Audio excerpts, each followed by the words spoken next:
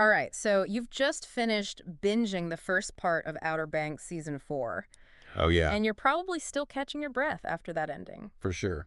Well, we are about to dive deep into all the treasure, the drama, Right. all those burning questions we're left with.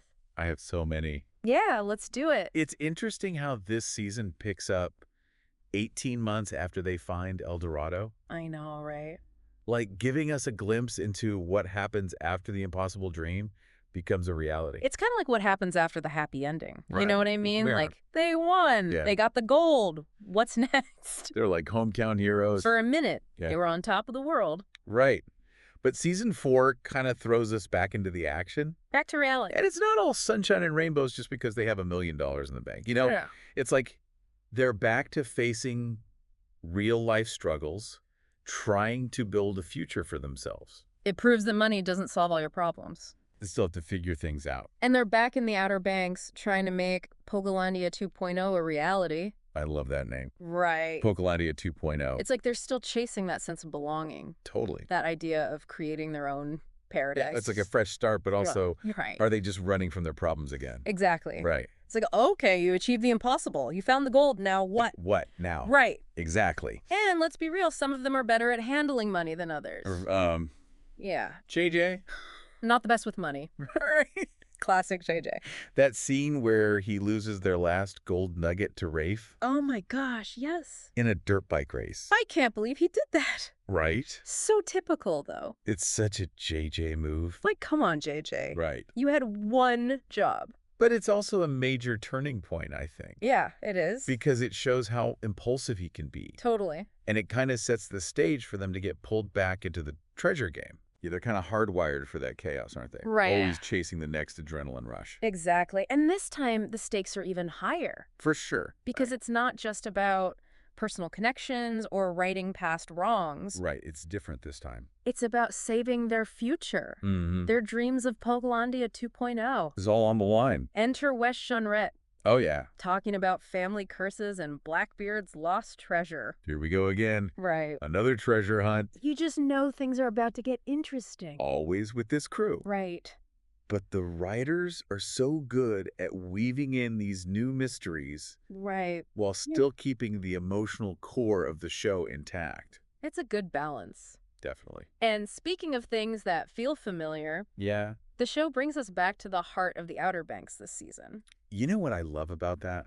What's that? It brings back that classic Outer Banks feel. Right. The rivalry, the grittiness, the atmosphere. Yeah, it's like the Outer Banks itself is a character. And we get those classic Cooks versus Pogues showdowns. Of course. The dirt bike races through the marsh. Gotta have those. Even those anxiety-inducing rat-infested tunnels. Ugh, I hate rats. Right. But that scene was intense. Oh, yeah. I was on the edge of my seat. Me too. And they used real rats during filming. What? Real rats? Real rats. No way. Talk about commitment to authenticity. Oh my gosh, that's crazy. Right. I give him props for that one. It adds a whole other level to the scene. Definitely. And speaking of authenticity, Okay. we have to talk about Rafe's arc in this part of the season. Oh yeah, Rafe's a whole other story. Right. He's trying to figure things out. He is.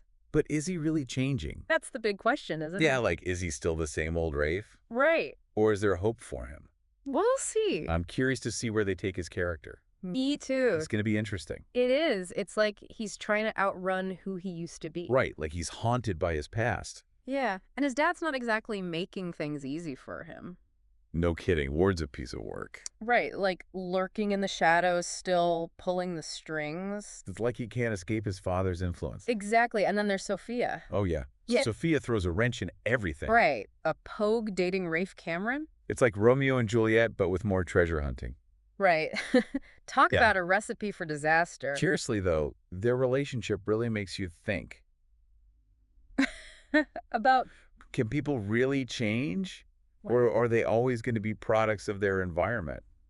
that's the big question, isn't it? It is, and Yeah. I don't think there's an easy answer. Me neither, but it's definitely entertaining to watch them figure it out. Oh, yeah, for sure. So do you see any genuine growth in Rafe this season? That's a tough one. It is. I mean, there are moments where you see glimpses of it. Okay. But when he's with Sophia, he seems different, Yeah. softer almost. Right. But then he just snaps right back into his old habits. Sure. Like he can't help himself. It's almost like he wants to be a better person, Yeah. but something's holding him back. Maybe it's fear. Maybe it's guilt. Who knows? Could be both. Probably. Right, it's that internal struggle that makes him such a complex character. Totally. And it's what keeps us invested in his story. Exactly, and it's not just Rafe who's going through it this season. No. True, everyone's dealing with something. Kiara is trying to find her place. Right, she's torn between two worlds. The Pogues And that world her parents want for her. Exactly. Like, she loves her Pogue family. Yeah. But she also wants more out of life. Right. And then there's Pope. Oh, yeah. Pope's got a lot on his plate this season. He does. He's really stepping up as a leader. Right. But it's not easy for him. No, it's not. He's always been the voice of reason. Right, the moral compass of the group. But now he's facing some tough choices. He is, and he's not always making the right ones. True, but that's what makes him interesting. Totally. It's Yeah. like he's finally embracing that he can't always play it safe. He's taking risks. He is. And it's pushing him to his limits. I feel like the treasure hunt itself is almost like a catalyst for them, For their personal growth, you know? Yeah, definitely. Like, it forces them to confront who they are. And what they're willing to fight for. Exactly. Mm. It's not just about the gold anymore. Right. It's about what the treasure represents. Freedom, opportunity, a chance to start over. But at what cost? That's the question, isn't it? It is. And speaking of costs, that ending of part 1. Oh my God. Talk about a cliffhanger. I know, right? I was on the edge of my seat. Betrayal's a shocking death. And don't even get me started on that JJ reveal. Right. Like, what does it all mean? That's what I want to know. The writers really know how to keep us guessing. They do, and it works because now I'm dying for part 2. Me too. I need answers. Seriously, though, it's like the treasure is almost a distraction from the bigger picture. You think so? I do like it's this shiny object that they keep chasing. Right. But the real journey is about something more. Yeah, it's like they're all trying to figure out who they are, Exactly, and where they fit in. especially with all that family history hanging over them. That's what I was going to say. It's like this whole season is about legacy. Totally. Like what we inherit from our families. And the choices we make to break free from that, Right, or to embrace it. it's there in every storyline. I know, right? John B. with his dad. Yeah, still trying to live up to Big John's memory. Exactly, and Rafe trying to decide if he's going to be like Ward. Ooh, Ward. I know, right? But you can see that struggle in Rafe. Totally. And now JJ. Oh, yeah. JJ's got a whole lot to unpack now. With his family secret out in the open.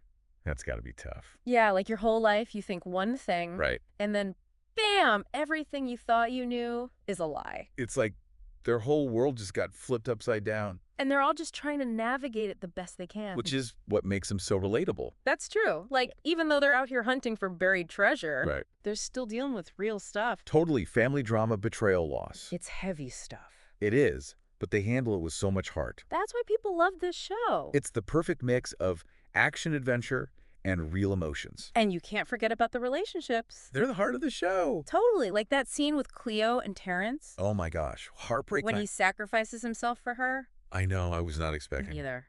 But it just goes to show you What's that? that loyalty still means something. It does, even in the midst of all the chaos. Exactly. And it makes you wonder who else might not make it out of this season alive. I know, right? The stakes are so high. So high, but I guess that's what keeps us coming back for more. For sure, we need to know what happens next. Okay, so let's talk about those cliffhangers. Yes, please. Will they find Blackbeard's treasure? That's the million-dollar question. Right. But honestly, I'm more invested in the characters. Me too. Like, will JJ be able to deal with this new information about his family? Right, is he going to go looking for his mom?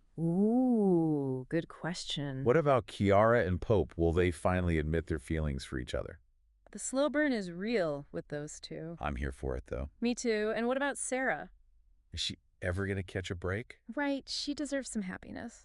She does. She's been through a lot. Okay, so basically we have a million questions. And no answers. Not yet, at least. But that's part of the fun, isn't it? It is, the anticipation is killing me. Me too. But hey, that's what part 2's for. Right, we'll just have to wait and see how it all unfolds. I can't wait. So there you have it, a deep dive into all the twists, turns, and treasure. And don't forget the feels. Right, all the feels of Outer Banks.